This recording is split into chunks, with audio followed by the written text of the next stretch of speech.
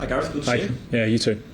Gareth, obviously the 3 red cards in 2 games. I suppose one of the first things that you want in this game is to ensure that 11 players stay on the pitch, but at the same time, what exactly can you do different to ensure that that is the case?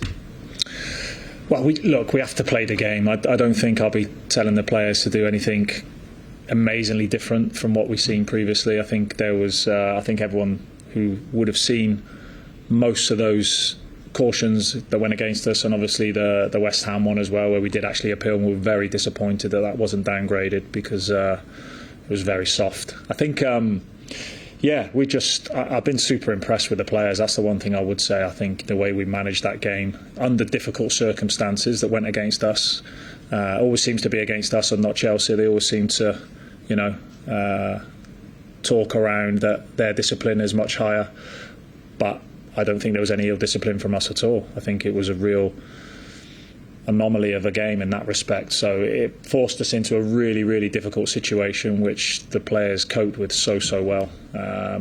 Again, even in that type of example of being down to less players, I think in those last 2 games I've been so impressed with the players and the way they've managed that. And to put 4 points on the board in both of those games when you lose players, I think has been amazing.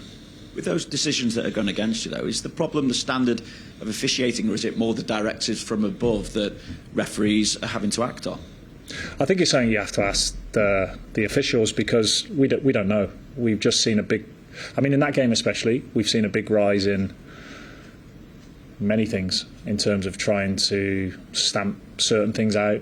I think it's very difficult to try and approach them and ask the questions and the rationale why, for various reasons. That's something you'd have to ask them. Have you spoken to the authorities at all, Gareth? And have you got any answers in the aftermath of what happened? Well, no, what we do is we submit a report, which normally is fairly straightforward. I think this one would be quite an interesting one, just in terms of just some of the things we got, some of the feedback I've had from the players as well, in terms of the communication back and forth from the officials. So I think it's important to do that because, like I said on Sunday, that everyone makes mistakes. I think owning those mistakes at times is so much easier to handle, because we all do it, and I think it's just a little bit easier if we get that communication between us, which is really important, why we do the report, so that we can create, not necessarily accountability, but we create communication between us and going, we're seeing it as this, you guys seeing it slightly differently, who's kind of like right or wrong here. But yeah, I think it's important we give the feedback. Let's see what we hear back. And finally on this, obviously... Do you have any questions on the game tomorrow? Yeah, we will be. Yeah, it's just the final one on this is just obviously, and it throws ahead to the game because 3 of the yellow cards came in the aftermath of the first red card, and I know you were obviously booked in the second half as well. Moving forward, do you still have to remind the players and yourself, I suppose, of your responsibilities, how is not to react in those kind of situations so as you're not walking a disciplinary tightrope? Yeah, but you could say that to every coach and player up and down the line. When those decisions go against you like that, you try and handle that situation. It's frustrating. We work so hard. We had that game in our hand at the weekend and we were in a very good position. We made an amazing start to the game. We overrun them in the first 20-25 minutes. And, that decision in itself, regardless of any of the other ones, and I've already mentioned that I felt that it was an evening up process. I thought Lauren James's first yellow card, in the first yellow card of the game, I thought was harsh. And the next thing you know, before you know, they're handing them out like confetti. So I think it's just like, for us, it's really difficult in that situation. But like I say, the reaction of the players and to go unbeaten again at home in that type of situation, where we ended up at 1 point, again, because of maybe the referee's decision that we lose Alana off the pitch, we end up with 8 players on the pitch. I think it was incredible how we managed that. And what have the opening couple of games told you about this squad's ability now to compete on all fronts this season, Gareth? Yeah, it shows that we've got a real hunger. I think that we're really keen to evolve as a group of players. We want to win. We won previously.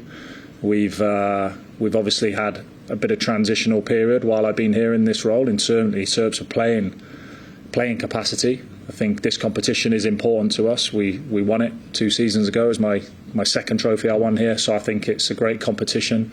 It's a really tough competition because you've got to be pretty flawless in the group stages because there's only one team that's guaranteed. we've found ourselves in a group that also could include potentially Man United if they don't progress in the Champions League. So you're talking about an all WSL Cup competition. Some of the other groups look a little bit like a Championship group. So it's a tough group, really tough. And, you know, you've got to be, like I say, pretty faultless in it. Win as many games and put as many points on the board as you possibly can. Like I say, because there's only, you know, one team that's guaranteed to go through, and second place best placed over the country. Not easy to say that. Don't ask me to do it again. What do you expect from Everton as well? Because obviously, results-wise, they certainly haven't had the start to the season that they want. No, results-wise, no. But they're a difficult team to play against. We played against them in pre-season. I think Bruyne, what he's trying to do there is be really brave in the way he plays, and I like that. I think it's to be admired. I think he'll be similar, that he's trying to instill his style, trying to manage a group that's changing slightly in personnel and the way it's evolving. But yeah, they make it really difficult because they're progressive in their play with the ball, and they press really aggressively without the ball. So I think it's a good game for us. It's an exciting game, and like I say, we treat the competition, you know, really seriously. We always have.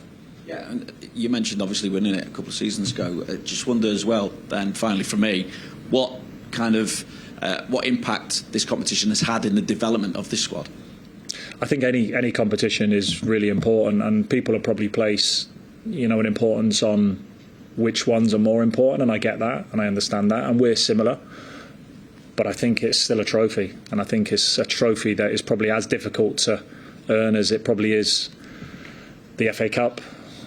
Maybe not obviously the WSL, because that is, you know, a lot more games, not as many as I'd like, but more games, and I think it's a really good competition, and it's not something to be sniffed at. And, you know, I think we've had good success in it over the years, and also in the FA Cup we're really clear on what we want to do this season and winning the WSL.